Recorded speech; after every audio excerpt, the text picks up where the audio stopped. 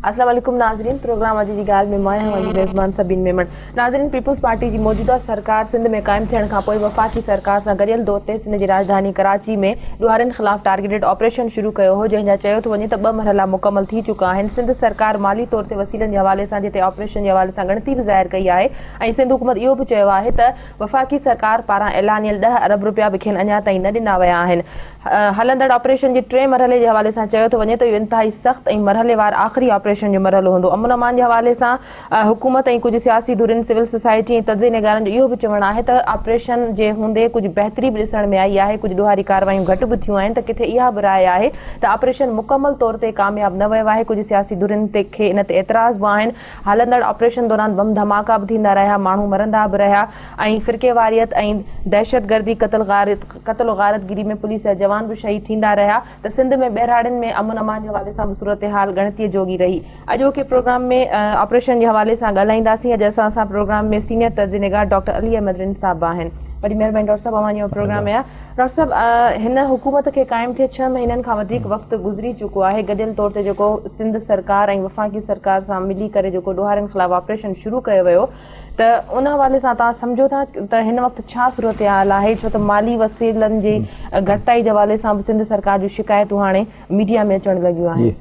इन में एक तो इंसामी मामला आहिनि त सपोज जेके पेट्रोलिंग लाइ फ्यूल थे तो या जेके ऑपरेशन जे लाइ जेके घुर्बल ख़र्चा थियनि था उहे ज़रूर हिकिड़ा इंसामी मामला आहिनि जिन खे टैकल कंदा फेडरल गवर्नमेंट प्रोविंशियल। पर हिन जो जेको ऑब्जेक्टिव के अचीव करण जे लाइ जेके स्ट्रेटजी जा मामला आहिनि उहे अञा ताईं कंफ्यूज़्ड आहिनि। अञा ताईं ख़बर कान थी पए त जेको हिननि चयो त असां सियासी पार्टियुनि मां ॾोहारियुनि खे पाक कंदासीं, त उन में हींअर ताईं जेके भी थियूं आहिनि माना इहो ॾोहारी दॿिजी वियो आहे, लिकी वियो आहे।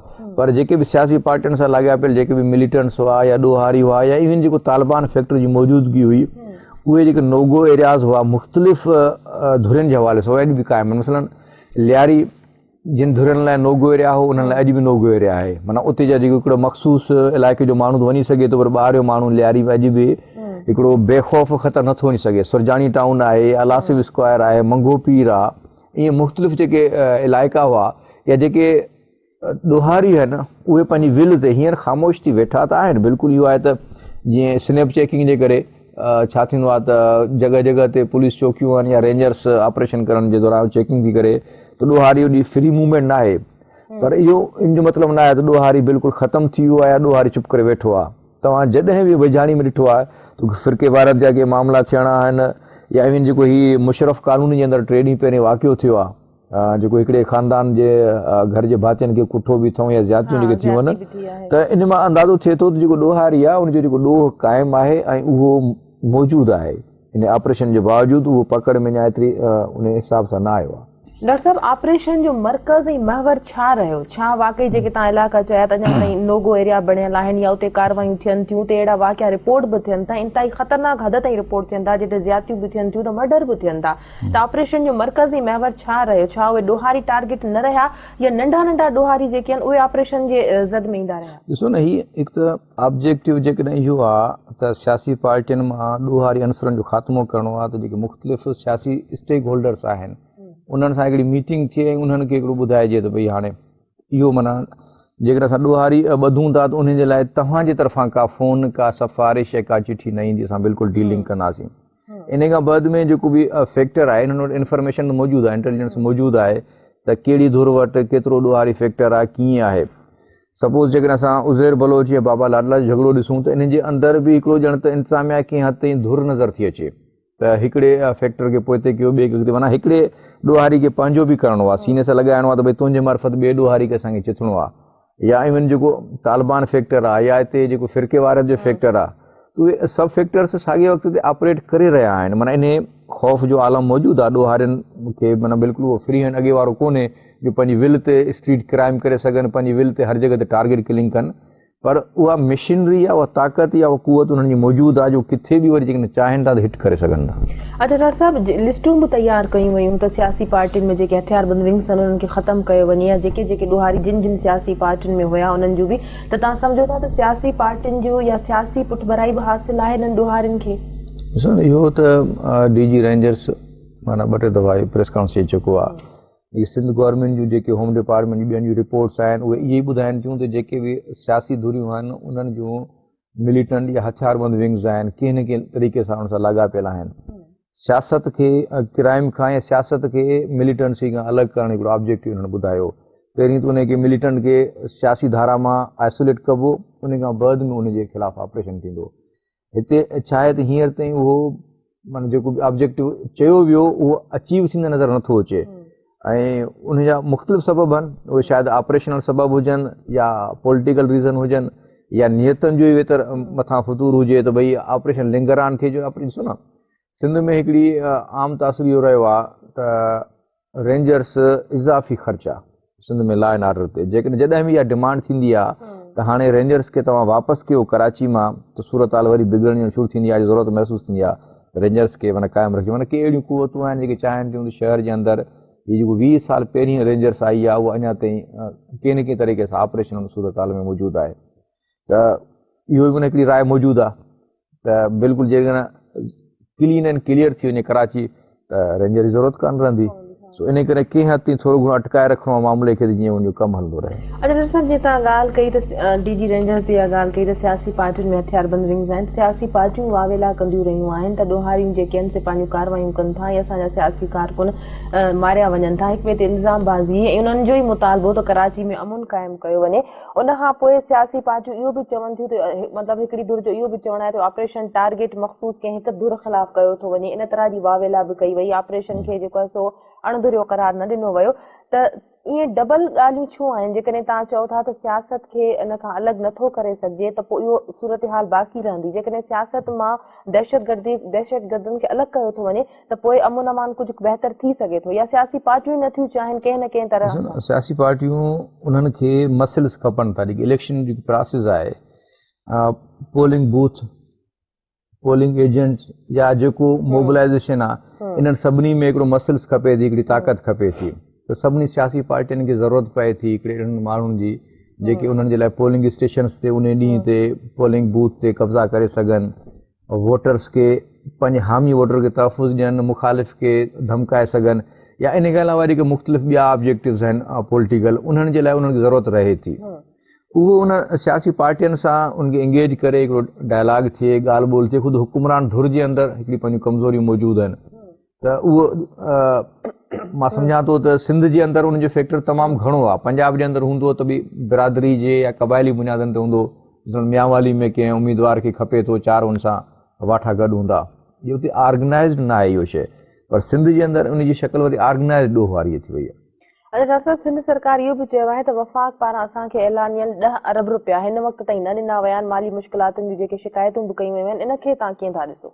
इहो चौधरी निसार हिते ऑपरेशन जो ऐलान बि उहो करे वियो हो ऐं कैप्टन उहो ई CM खे बनाए वियो। ऐं जिन कैप्टन खे तव्हां न ॾींदव, ख़र्च न ॾींदव, कैप्टन माना किथां पंहिंजी टीम हलाए सघंदो। इन करे जेकॾहिं कैप्टन चवे थो त 10 अरब रुपया तव्हां असांखे अश्योर कया हुआ या तव्हांजे पार्ट ते आहिनि त उहे ॿियो अच्छा थींदो रहियो आहे। इहो त वफ़ाक़ी सरकार माना चवंदी आहे त माना ऐलान त करे वेंदी आहे, क्रेडिट बि खणंदी आहे, पर जेके ख़र्चा हूंदा आहिनि उहे सिंध खे भरणा हूंदा आहिनि। इन जो छा मतिलबु आहे? छा वफ़ाक़ी सरकार ऑपरेशन जे हवाले सां मुतमइन न आहे? जो सिंध हुकूमत 2 दफ़ा ख़त बि लिखी चुकी आहे, ॿियो दफ़ो हिकिड़े दफ़ो ख़त लिखी चुकी आहे, ॿिए दफ़ा ख़त लिखण जूं ॻाल्हियूं बि कयूं थियूं वञनि।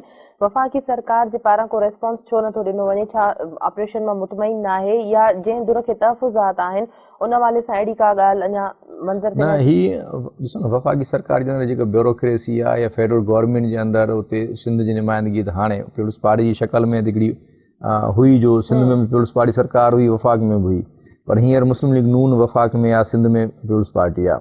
ऐं इन्हनि जे विच में हिकिड़ो कॉन्फ्लिक्ट या एतमाद या राब्तनि जा फुक़दान बि आहे। ही ख़त लिखी छॾींदा हूंदा, उते चौधरी निसार या जेको लाॻापियल माण्हू आहे या फिनांस मिनिस्ट्री खणी साइड ते रखी छॾींदी हूंदी।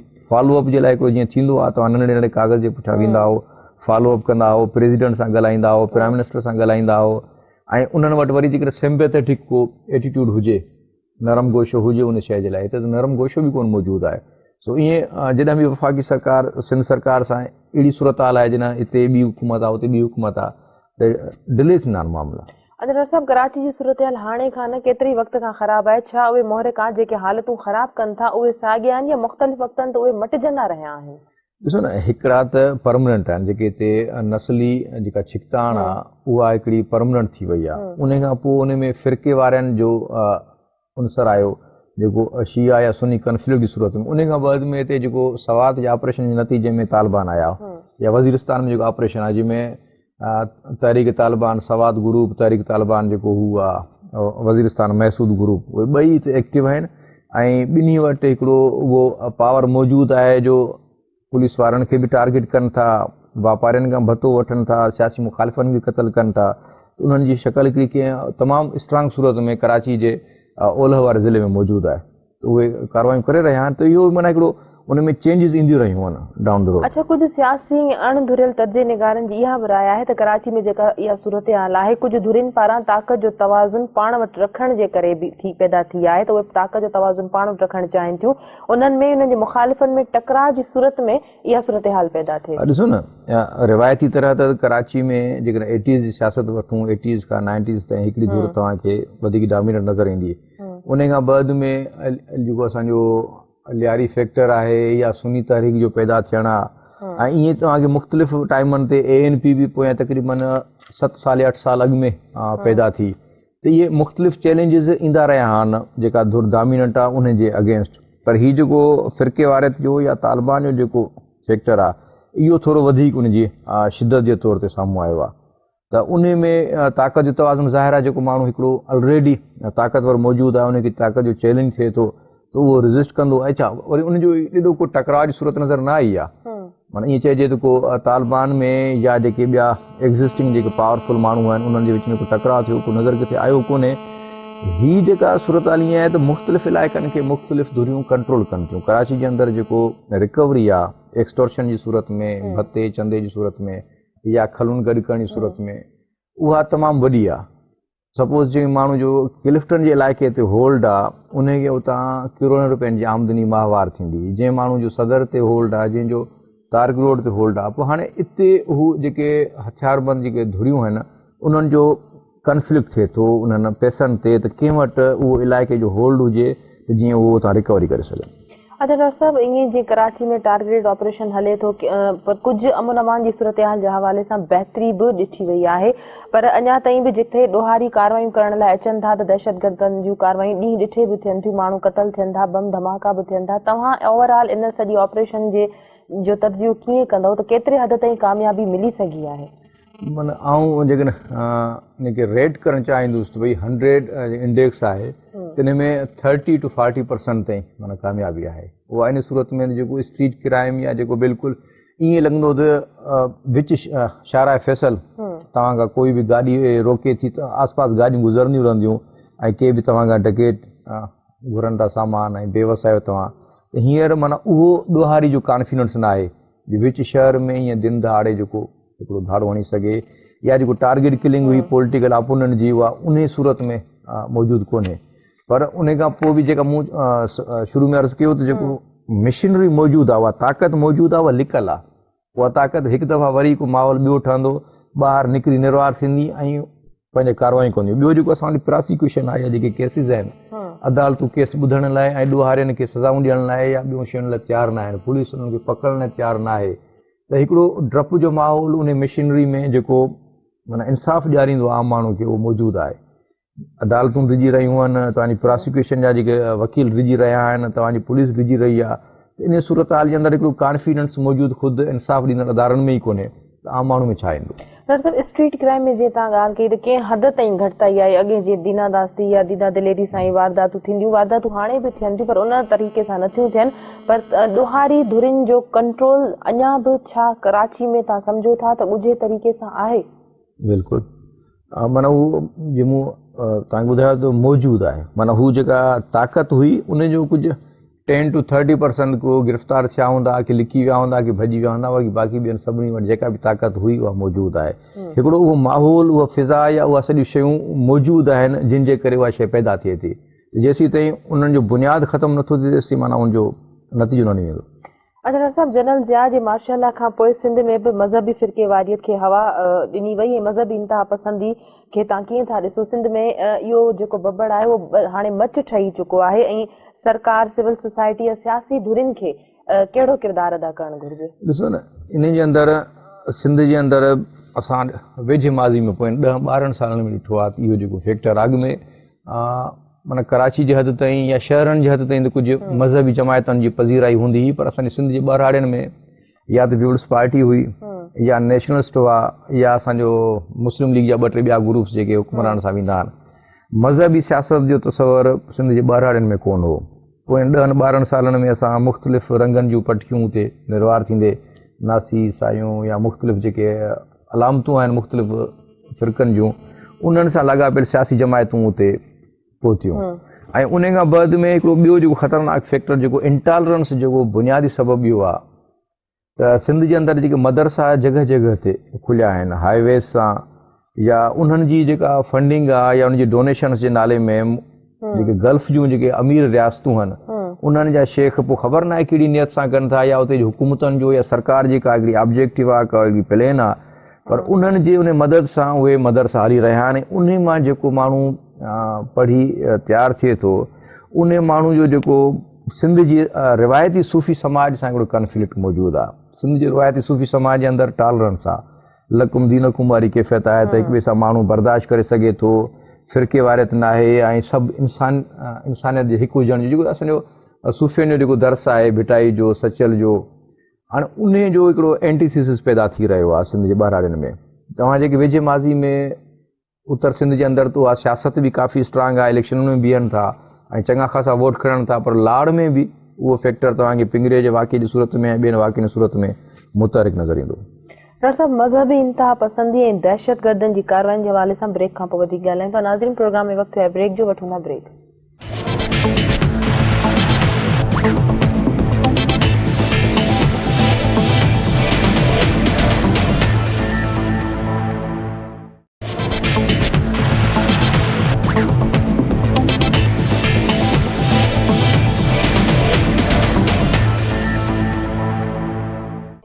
वेलकम बैक नाज़रीन। डॉक्टर साहब, मज़हबी इंतहा पसंदी जे हवाले सां जेके कुझु वाक़िया थिया, जेके हाणे रावलपिंडी में हिकिड़ो वाक़ियो थियो या पिंगरे जे हवाले सां थियो या सिंध जे ॿाहिराड़ियुनि वारनि इलाइक़नि में बि मुख़्तलिफ़ वक़्तनि ते इहे वाक़िया असांखे थींदे नज़र अचनि था, त तव्हां सम्झो था त इन तरफ़ बि हुकूमत खे ध्यानु ॾियण जी ज़रूरत आहे?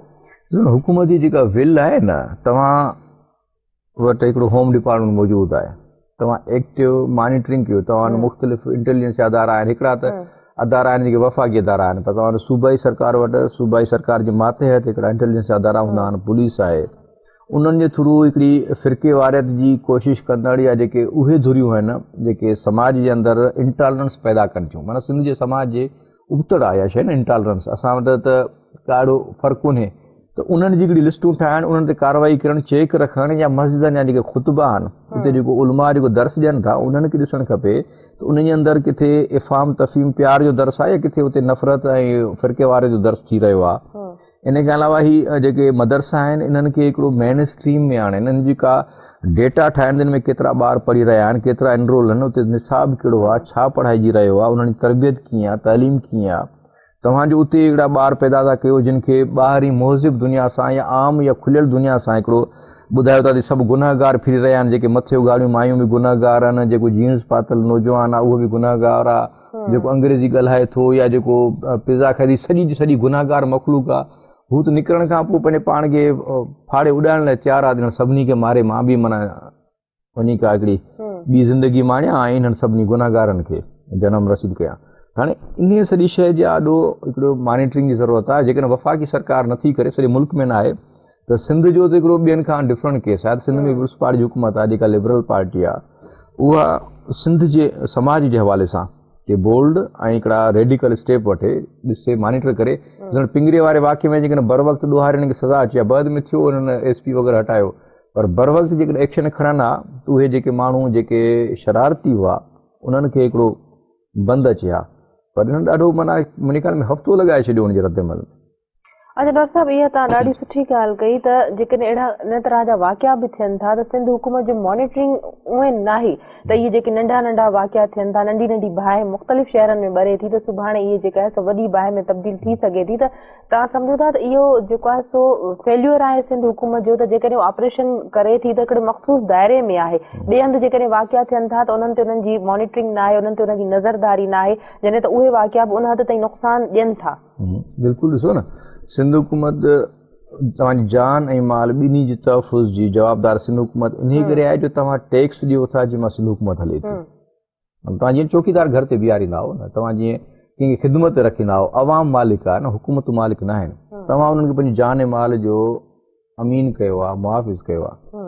हाणे तव्हांजी जान ऐं माल खे जेको आम क्राइम आहे उन मां ख़तरो आहे, जेकॾहिं तव्हांजो अक़ीदे जे बुनियाद ते तव्हांखे ख़तरो आहे, तव्हांजो को मख़सूस अक़ीदो आहे, तव्हां सम्झो था त ॿिए अक़ीदे वारो तव्हांजे जान ऐं माल जो दुश्मन आहे, त सिंध सरकार जी जवाबदारी आहे त उहा उन ते नज़र रखे ऐं उन खे इन्हनि कार्रवाइनि खां बाज़ आणे, प्रीएम्प्ट करे, या उन जी अॻुवाट अहिड़ी का तयारी करे वठे जीअं रिथाबंदी करे त उहो माण्हू उते डिस्करेज थिए, बजाए हिन जो वाक़े थी वञण खां बाद में ॾुहारी गिरफ़्तार थियनि। भई ॾुहारी छो गिरफ़्तार थियनि? तव्हां अॻुवाट अहिड़ा इक़दामात कयो, तव्हां उन शहर जे अंदरि जेकॾहिं सम्झो था त का अहिड़ी शइ ग़लति अनवंदड़ थी रही आहे, उते फ़ौरन पंहिंजी मशीनरी खे मोबिलाइज़ कयो, उन हमराह खे जेको नफ़रत पकिड़े रहियो आहे, जेको माण्हुनि खे ॿिए जे ख़िलाफ़ु तशदुद ते उकसाए रहियो आहे, उनखे तव्हां गिरफ़्तार कयो, पकड़ियो, उनखे चेक में आणियो। डिस्करेज कंदो त आस्ते आस्ते माना थधो थींदो, पर जेकॾहिं हुनखे फ्री हैंड मिलियल आहे त हू त मेंबर ते चढ़ी कुझु बि तकरीर करे सघे थो। डॉक्टर साहब, कराची ऑपरेशन जे हवाले सां जॾहिं फैक्ट फिगर्स या तफ़सील जॾहिं ॿुधणियूं सुप्रीम कोर्ट रजिस्ट्री कराची में थियूं त जेके अंग अखर साम्हूं आया, जेके बयान साम्हूं आया, त उन में खोड़ सारा अहिड़ा इंकशाफ़ात थिया जेके हैरान कंदड़ हुआ, जंहिंमें नोगो एरियाज़ में माण्हुनि खे जेको अगवा कयो वेंदो, उन्हनि खे रखियो वेंदो, उनखां पोइ सोराब ॻोठ में ॾुहारियुनि जी पनाह गाहूं, या जीअं रेंट कार मिलंदियूं हुयूं, या रेंट किलर बि मिलंदा हुआ, त इहे सभिनी शयुनि ते सिंध हुकूमत जी नज़र न हुई। ऐं ऑपरेशन में हाणे तव्हां सम्झो था त सिंध हुकूमत जो जेको मर्कज़ आहे इहे शयूं बि आहिनि। मदरसनि जे हवाले सां जेका ॻाल्हि कई तव्हां त पूरी सिंध में हलनि था, त उन में इहो शइ नथी जेको आहे सो अञा मॉनिटर कई वञे त उते कहिड़ी तालीम ॾिनी थी वञे, छा उहे मदरसा रजिस्टर बि आहिनि या न, उन में केतिरा ॿार तालीम हासिल कनि था, कहिड़ी उन्हनि खे तालीम ॾिनी थी वञे, उन्हनि खे तालीम ॾींदड़ केरु आहिनि, जॾहिं उहे तालीम हासिल करे निकिरनि था त उहे कहिड़े रोज़गार सां लॻनि था? रोज़गार सां लॻनि था। ॾिसो न, इहो सिंध हुकूमत वटि तमामु हिकिड़ी वॾी मशीनरी तव्हांजे प्रोविंशियल इंटेलिजेंस जा अदारा मौजूदु आहिनि न, नंढड़ा नंढड़ा शहर आहिनि, उन अंदरि जेकॾहिं मदरसो हली रहियो आहे त तव्हांखे उनजो वञी रिकॉर्ड ॾिसणु त इहो ॿारु किथां आयो आहे, केरु आहे, ऐं हिकु दफ़ा फारगुल तहसील थियण खां बाद में सोसाइटी में कहिड़ी शक्ल में वापसि ईंदो, इहा तव्हांजी जवाबदारी आहे। उहो त बिल्कुलु नथी थिए। पर उन सां अलावा जेको उन मदरसो या उन इलाइक़े सां लाॻापियल के अहिड़ा माण्हू आहिनि, हर माण्हू न आहे, जेको हर मज़हबी माण्हू इन सोच जो न आहे, पर उन्हनि हज़ारनि में के चंद अहिड़ा हूंदा आहिनि जेके पेट्रोल हारींदा आहिनि उन बाहि जे मथां, त उन ते नज़र रखी उन खे पकड़णु या उन जे जेका बि बाज़पुरस आहे उहा प्रोविंशियल गवर्नमेंट जी जवाबदारी आहे। हाणे फेडरल गवर्नमेंट में तव्हां उमेद न रखो, इन करे जो मां सम्झां थो त कंहिं हद ताईं पंजाब हुकूमत जो या जेका वफ़ाक़ी सरकार में मुस्लिम लीग नवाज़ आहे, उन्हनि जो उन्हनि सां को ठाह थियल आहे, का वेझड़ाई ज़हनी वेझड़ाई अथनि, या जीअं कंहिं ज़माने में नवाज़ शरीफ़ चयो त तालिबान सां नज़रियाती हिक ॿिए सां वेझड़ाई रखूं था, त पंजाब जे अंदरि इहो मसइलो मौजूदु आहे फ़िरके वारत जो। उते मज़हबी अक़लियतनि सां तमामु वॾियूं ज़्यादतियूं थी रहियूं आहिनि, पर पंजाब सरकार इहो नथी करे, वफ़ाक़ी सरकार बि उन्हनि सां हिकिड़ी हमदर्दी रखे थी। पर सिंध सरकार जीअं त हिकिड़ी लिबरल पार्टी वटि आहे, हिकिड़ी प्रोग्रेसिव पार्टी वटि आहे, उहा सिंध जे अंदरि इन बाहि खे अचणु न ॾिए। इवन बलोचिस्तान जे अंदरि तव्हां इन ॾिठो त कोयटा जे अंदरि जेके ज़ाइरीन जे बस ते ख़ुदकुशी हमलो थियो, पिशावर में हर ईंदड़ ॾींहुं उते न छोकिरियूं ॿाहिरि निकिरी सघनि थियूं, न ॿार पढ़ी सघनि था, न को डॉक्टर ॿारनि खे पोलियो जा फुड़ा पियारे सघनि था। पर सिंध में इहा बाहि पहुचे इन खां पहिरीं सिंध हुकूमत खे तदारक करणु खपे। डॉक्टर साहब, सिंध में इहा बाहि पहुचण खां अॻु में सिंध हुकूमत खे तदारक करणु घुरिजनि, पर इन तरह जा कुझु वाक़िया सिंध हुकूमत जूं अखियूं खोलण लाइ छा काफ़ी न आहे? जेकोबाद या शिकारपुर जो मिसाल वठो, जेके वाक़िया थिया, ऐं पिंगरियो जो जेको वाक़ियो थियो त पोलियो जा फुड़ा पियारण वारी औरतुनि खे कराची में जेको आहे सो क़तल कयो वियो, त सिंध हुकूमत जी गिरफ़्त कीअं रही? इहे मामला मज़हबी इंतिहा पसंदी जे हवाले सां हिकिड़ी तरफ़ दहशतगर्द कार्रवायूं कनि था, टारगेट करे माण्हुनि खे मारनि था, ॿिए तरफ़ मज़हबी इंतिहा पसंदी जा जेके वाक़िया थियनि था, मुख़्तलिफ़ वक़्तनि ते सिंध जे वॾनि शहरनि में बि इहे वाक़िया मुख़्तलिफ़ सूरतनि में ज़ाहिर थिया आहिनि, त सिंध हुकूमत जी गिरफ़्त कीअं रही? तव्हां कीअं ॾिठो इन्हनि मामलनि खे हल करण जे हवाले सां?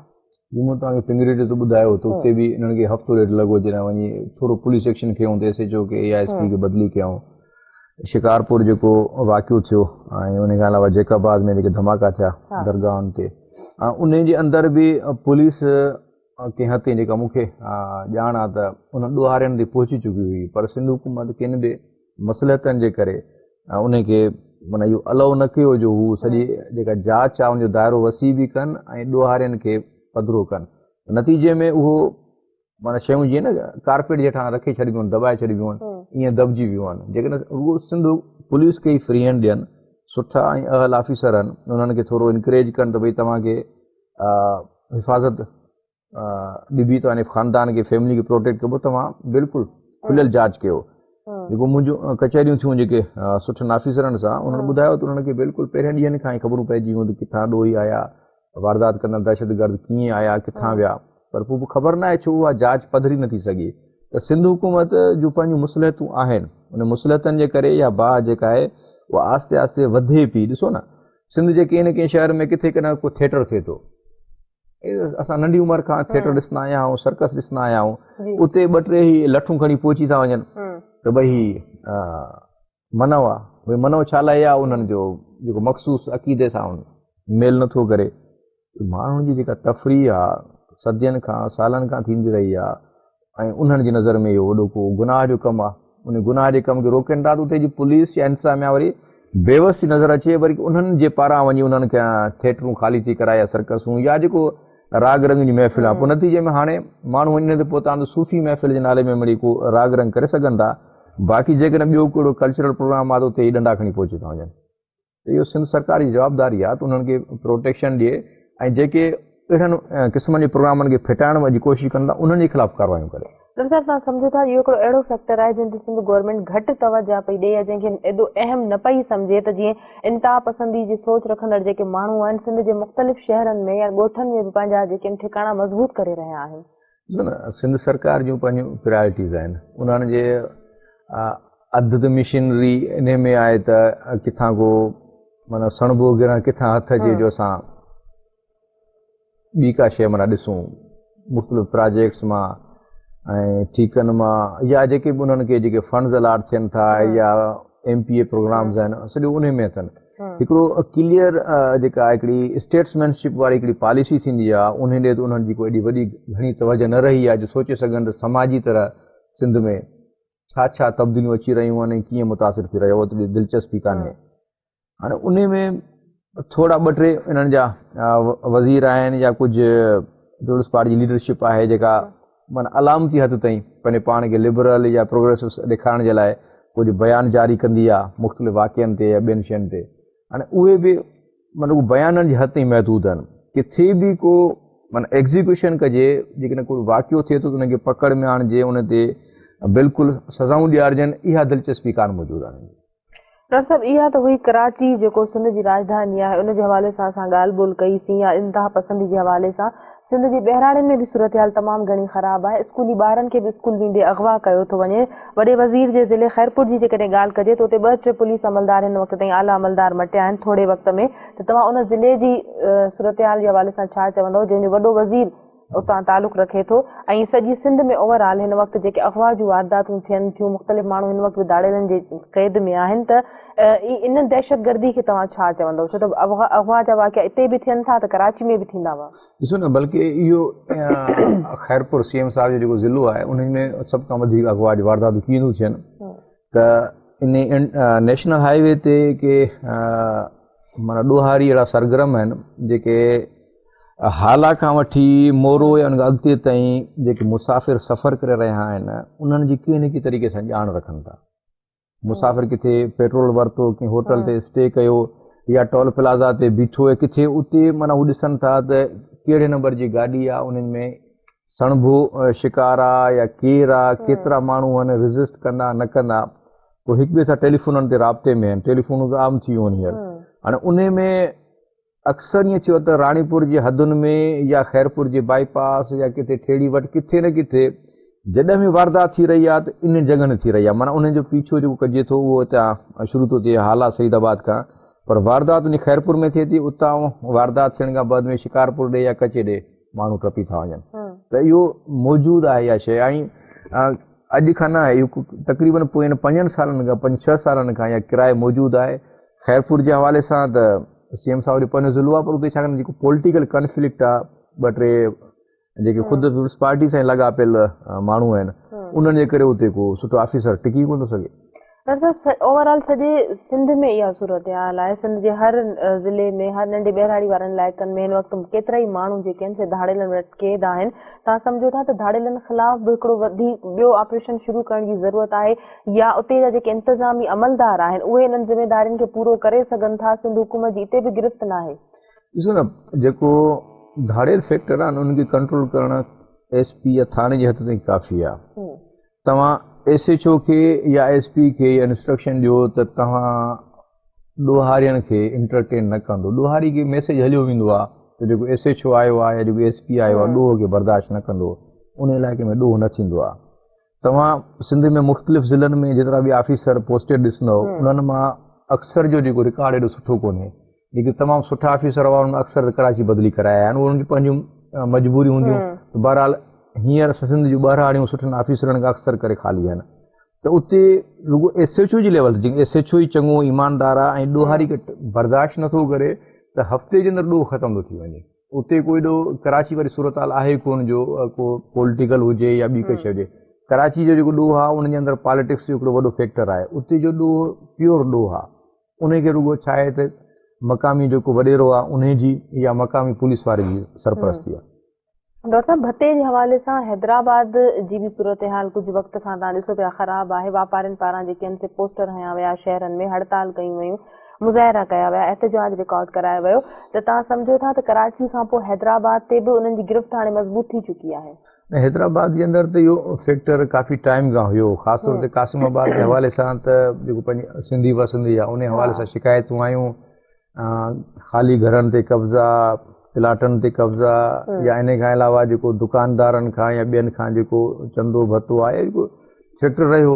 हाणे उन जे हवाले सां उते मां सम्झां थो त ऑपरेशन खां वधीक थोरो सुठनि ऑफिसरनि जी मुक़ररी। कराची थोरो डिफरेंट आहे, कॉम्प्लेक्स आहे, ऐं हैदराबाद या असांजे सिंध जी ॿारहाड़ी जा मामला थोरो इंतिज़ामी तरह त कराची जो मामलो इंतिज़ामी ऐं सियासी ॿई आहे, हुते जो महज़ इंतिज़ामी तरीक़े सां बि हल थी सघे थो।